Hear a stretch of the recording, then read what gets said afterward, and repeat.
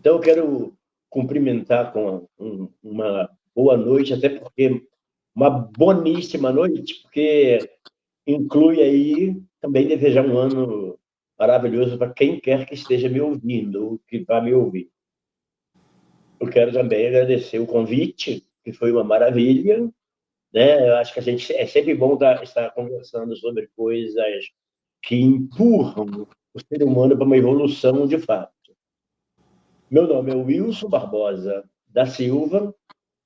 Eu acumulo como profissão militar, professor e pastor. Essa que eu estou exercendo atualmente. Sou professor de língua portuguesa. Então é o seguinte, faça favor de não ouvir as gafes aqui, tá? Quebrem o galho.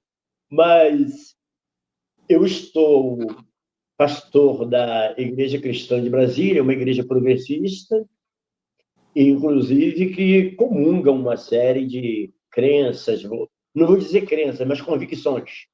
Então, é uma igreja assim, que não usa tabus nem dogmas para exclusão, né? Nesse sentido. Eu creio que era isso, e eu gostaria também de dizer para as pessoas que estão desprovidas da visão que eu sou um homem negro, estou com a camisa preta com gola clerical, de costas para uma janela onde há uma cortina vertical, né? Uma cortina de cor azul, meio cinza. É isso. E também, aos não videntes, eu desejo que esse momento seja de muito proveito. Pastor Wilson, o nosso objetivo é promover um diálogo empático, educativo e construtivo, incentivando a reflexão e o respeito às diversas religiões que formam o nosso Brasil. Inicialmente, o pastor, como presidente da Igreja Cristã de Brasília e da Aliança de Negras e Negros Evangélicos do Brasil, qual é a sua visão sobre o papel da religião evangélica na promoção da igualdade racial e no combate à intolerância religiosa? A igreja evangélica surgiu dentro do que a gente chama de movimento da reforma, com a ideia de que alguns exageros no meio do cristianismo deveriam ser corrigidos, afastados e tal.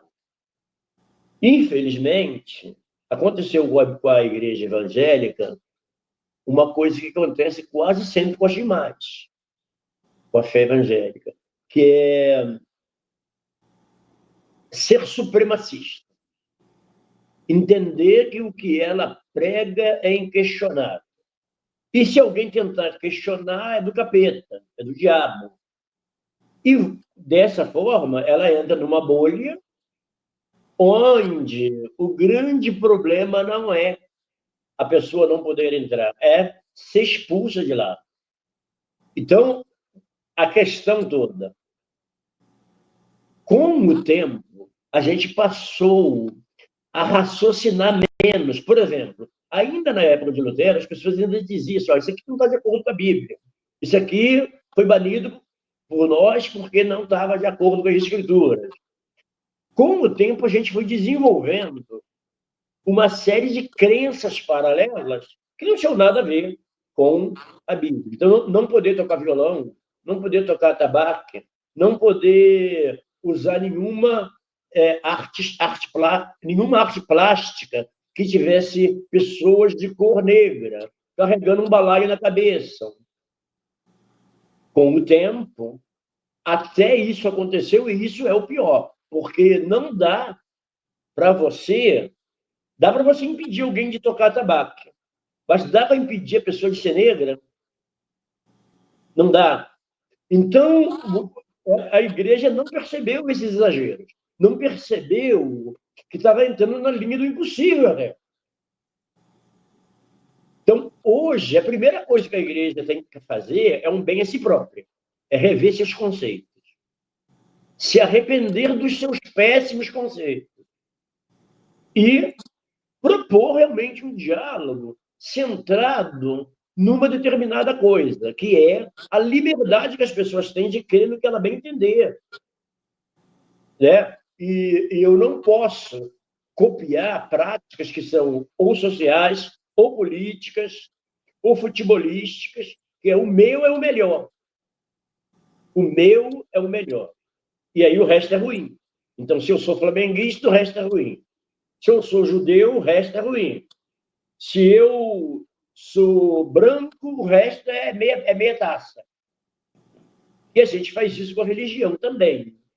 Eu queria só, antes de terminar a resposta a essa pergunta, lembrar que os magos do Oriente, eles eram magos, isso não tinha nada a ver com a cultura judaica, eles eram do Oriente, ou seja, de um lugar distante.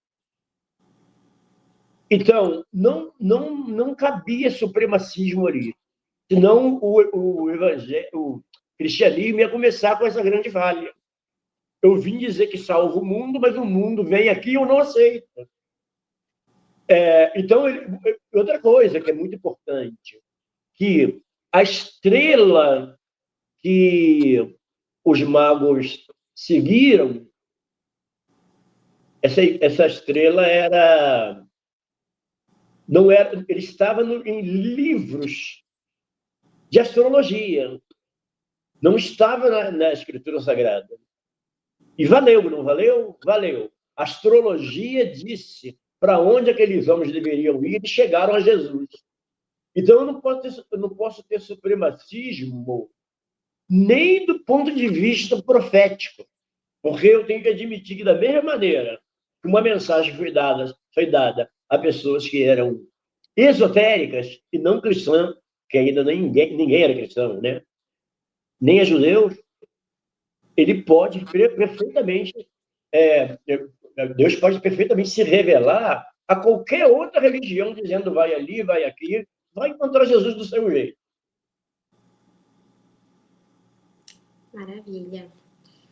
Pastor, qual a importância de fortalecer a identidade e o protagonismo do povo negro dentro da religião evangélica, especialmente em espaços de liderança e decisão? Bom, a importância que eu realmente vejo, ela decorre, e aí eu vou incluir o negro. Mas quando você olha o cristianismo como ele surgiu, ele quebrou uma tradição imensa, que era o centro da fé é Jerusalém, o trabalho que a fé produzia era um trabalho sacerdotal no templo, de Jerusalém. Quem estivesse em qualquer canto do mundo, quisesse cultuar, tinha que viajar para lá. Como hoje algumas religiões fazem. E isso foi quebrado, em parte pela queda do templo e pela queda de Jerusalém no ano 70. Mas também era verdade, e isso está no livro de Atos, que os cristãos deveriam ser dispersos pelo mundo. Eles estavam querendo ficar em Jerusalém. Não. Jerusalém, Samaria, se mandam, se mandem. Paulo entendeu isso da maneira maravilhosa. Então, a importância de ter uma liderança negra é a importância de ter o diverso no lugar que antigamente era, digamos assim, trono de uma elite racial, espiritual, como fosse. Então, é preciso dizer para o povo cristão, e isso eu falo com todas as letras, essa mensagem é para vós e vossos filhos e para quem o Senhor chamar, independente dos fenótipos. Né? Então, é preciso devolver para o cristianismo essa dimensão, essa grandeza, e a grandeza inclui ser o cristianismo, ser o protestantismo, ser qualquer variante do protestantismo, alguma coisa para ser apossada por todo mundo. Não há essa... Não existe limite para Deus nesse sentido. E eu estou usando a palavra limite, né? Porque na hora que eu digo pode ser fulano, não pode ser ciclano, eu estou dizendo Deus não pode.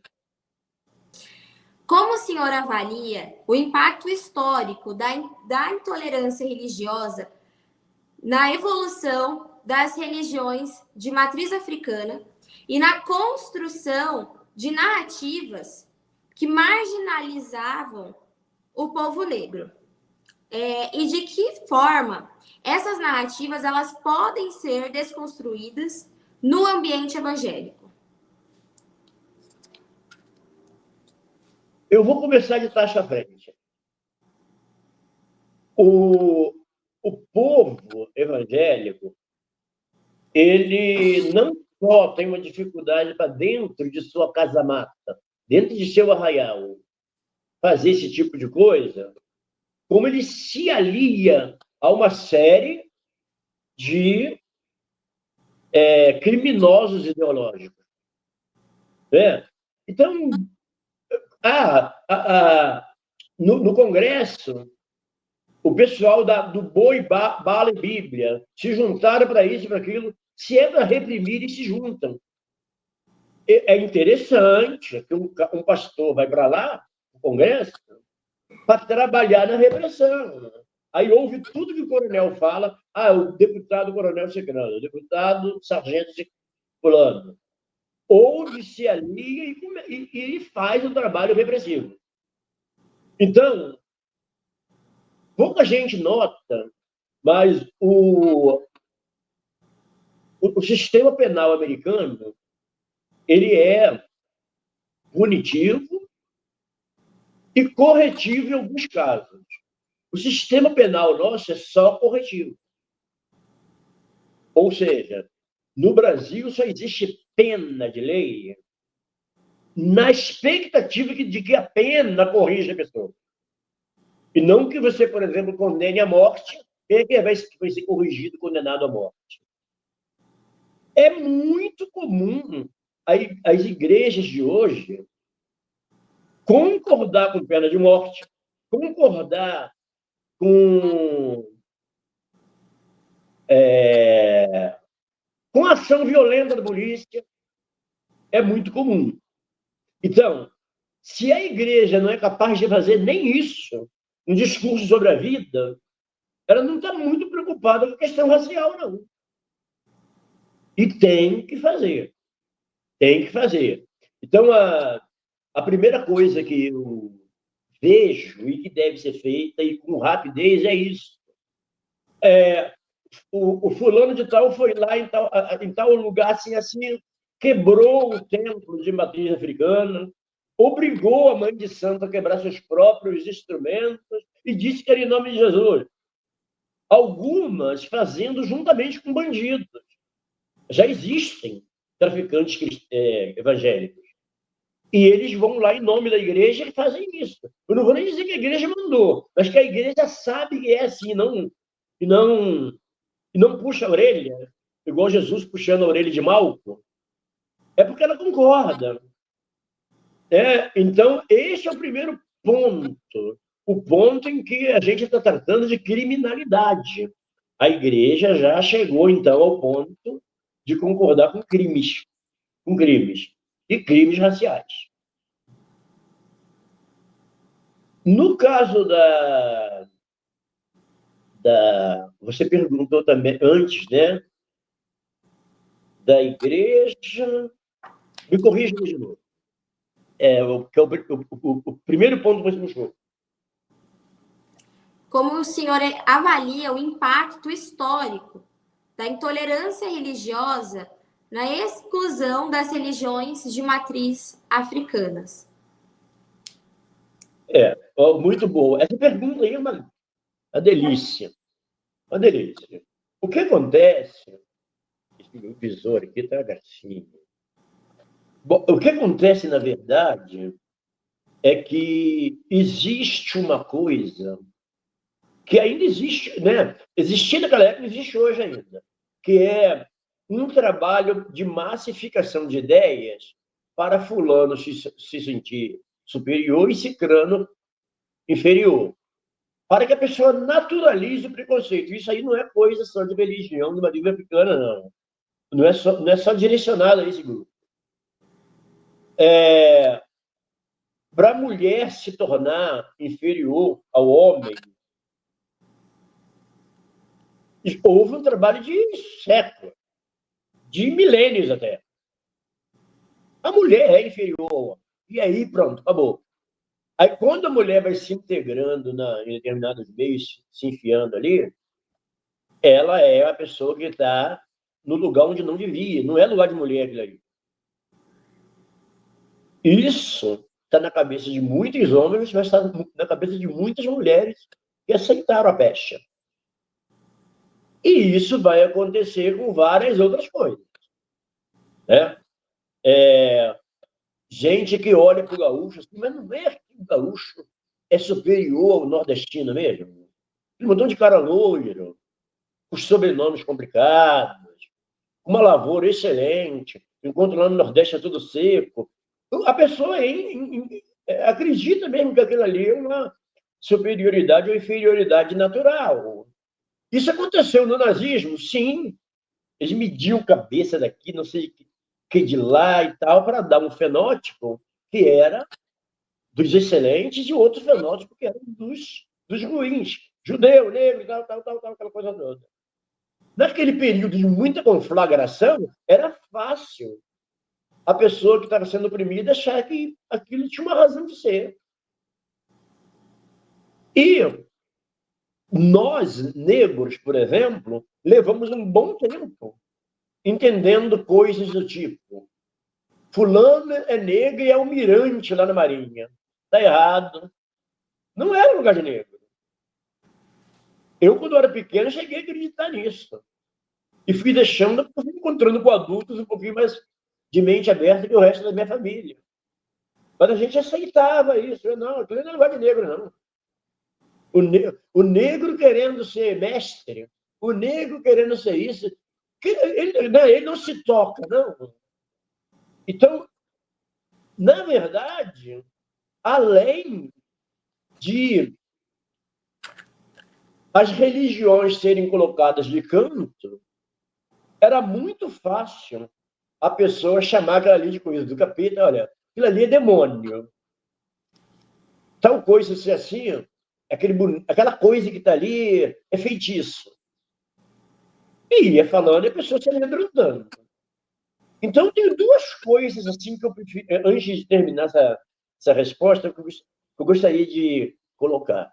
A primeira delas é a recomendação de Paulo de que, se o infiel te convidar, coma tudo que for colocado na mesa.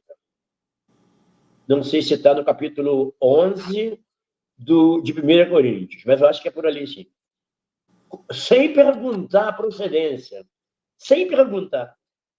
Porque aquela comida é do Senhor, Ele que proveu aquilo. Isso está muito claro, não é nada que eu tenha que passar por uma exegese cumprida. Mas está lá, e a pessoa... Não, aquela comida ali que foi feita pela mãe de santo, aquilo é do capeta. E não come. Não leu a palavra de Deus. Né? Então, existe esse tipo de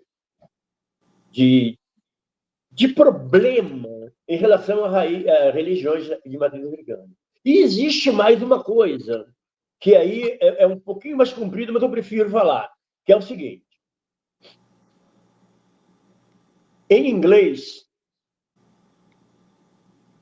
segunda-feira é dia de Tuesday, uma deusa.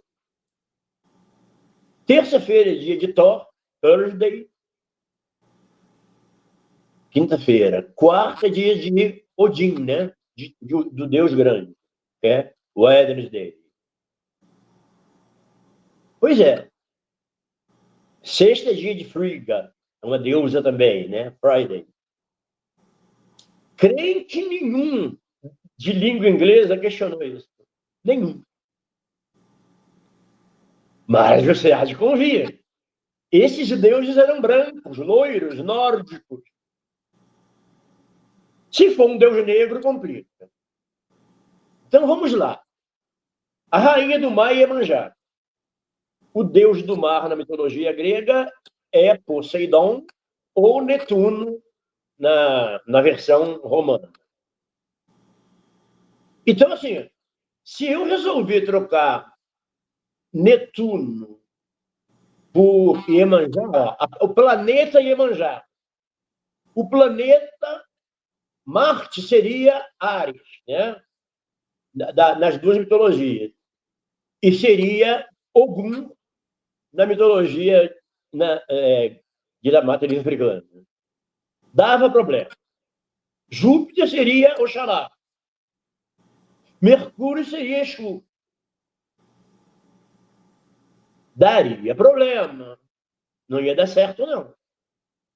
Né? A gente aceita com muita tranquilidade a mitologia grega. Nem acredita nela, mas aceita. Mas se eu começar a espalhar nome de orixá por aí pelas ruas, pelos prédios, dá problema. Então, faltou até critério. É isso que eu quero dizer. A pessoa está amaldiçoando, preconceituando, e nem mesmo usou um critério. Era isso que eu queria dizer. Ótimo. A gente tem que parar de fazer isso. Pastor, o que o senhor acredita que falta para que a sociedade brasileira reconheça e respeite plenamente a pluralidade religiosa e como os líderes religiosos podem contribuir ativamente para a construção de políticas públicas que enfrentem a intolerância religiosa? Bom, eu já estou sentindo falta de uma coisa há muito tempo. É que é um pouco de academicismo, não faz mal a ninguém, não. E a igreja, ela precisa dialogar com os espaços onde ela está ou por onde ela passa, com esse academicismo. É bom que a gente coloque alguém lá que já leu Platão, que já leu Sócrates, que já leu Aristóteles, que já entrou numa faculdade e já viu o princípio da filosofia, os princípios da filosofia que desembocaram na ciência. Em vez de só eu não gosto, eu não sei, estou repreendido em nome de Jesus. É bom também, mas é bom a pessoa ter um contato com a riqueza dos conhecimentos. Porque toda ciência quer, de alguma maneira, interagir conosco. Nós é que não estamos querendo. Aí inventa qualquer coisa, que é a UNB, a universidade tal está plantando maconha, está ensinando a pessoa a ser lésbica, gay, tá, inventa qualquer negócio desse, para não dialogar. Então, se um dia a igreja evangélica se erguer para isso, eu acho que ela vai começar a ser um pouco mais respeitada e vai poder contribuir mais. Ela não pode fugir dos espaços que se abrem para ela, porque, em nome de Jesus, eu tenho que ficar na minha gaiola. Esse é o primeiro ponto.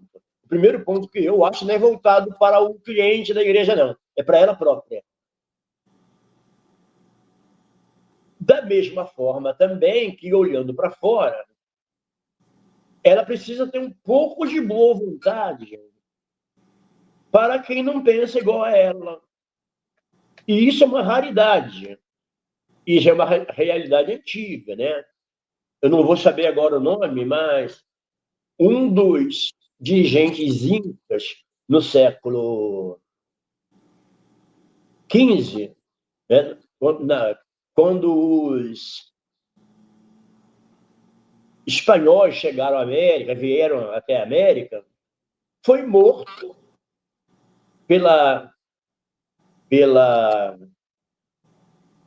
tropa, né, espanhola, porque fizeram um julgamento dele e ele defendia crenças pagãs. Imagina como o camarada está aqui, nunca viu Cristo. Aí vai ser condenado por um negócio desse. Então, assim, a pessoa que crê, ela vai ter que coordenar o seu crer com o seu saber.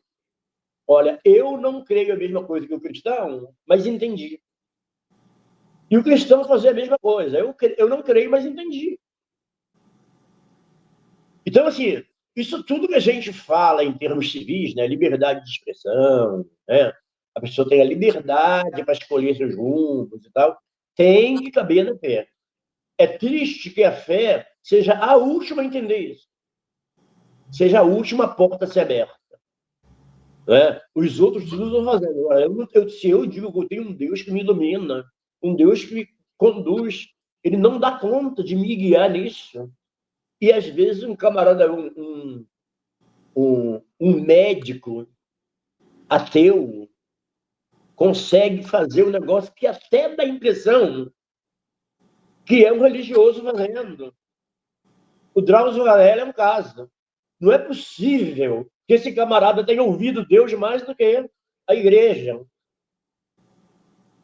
Coisa assim precisa ser vista. E, por fim, quando a pessoa não estiver negociando a crença, negocie os fatos, negocie as atitudes. Eu acho que dá para ser isso. Não acredito na religião de fulano, mas ele disse que vai fazer uma ação assim, assim, assim, assim, de cunho social. Eu vou junto. Eu não preciso ir junto só com as pessoas que creem no que eu creio, mas sim naquela pessoa que crê no resultado do que ela crê, da mesma forma que crê no resultado do que eu creio. O resultado, sim, a teoria não. Né? Dá para andar junto. Maravilha, pastor. Eu agradeço imensamente pela sua fala. Agradeço também por ter aceito o nosso convite de participar desse projeto tão importante, um diálogo muito pouco comentado, mas que está presente, muito presente na nossa sociedade, ainda mais esse projeto que faz alusão ao dia 21 de janeiro, Dia Nacional do Combate à Intolerância Religiosa. Extremamente necessário, agradeço a sua fala, uma fala muito importante. Agradeço mesmo, pastor. Eu gostaria de te agradecer também. Você é uma moça muito gentil, né? O convite foi gentil, a gente dialogou bastante até chegar a data e a hora. Mas eu gostaria, como última mensagem, de deixar bem claro assim, que quando a gente fala da Torre de Babel, de Deus espalhar as pessoas pelo mundo, tinha que dar diferença a partir dali. A língua ia mudar, os hábitos iam mudar, e ele ia se adequar a cada ponto onde ele estivesse. Então, eu leio aquilo e aquilo não me informa nada. A gente tem que deixar que aquilo ali informe alguma coisa. E a última coisa que eu queria deixar, se alguém puder ouvir o meu conselho e seguir, é não criar o hábito de julgar. A Bíblia deixa claro que essa tarefa não é nossa. Né? Então a gente não julga. A gente anuncia e acabou-se. Eu não posso. É a mesma coisa da polícia julgar. Ah, ele matou o cara porque ele era bandido. Claro, mas você julga. Ou você toma conta da paz na cidade. Então, a mesma coisa acontece conosco. A gente pode achar o que for, pode até estar certo, mas a gente não julga. A gente leva a pessoa para aquele que pode julgar. Deus abençoe você, querido. Amém. Obrigada, pastor.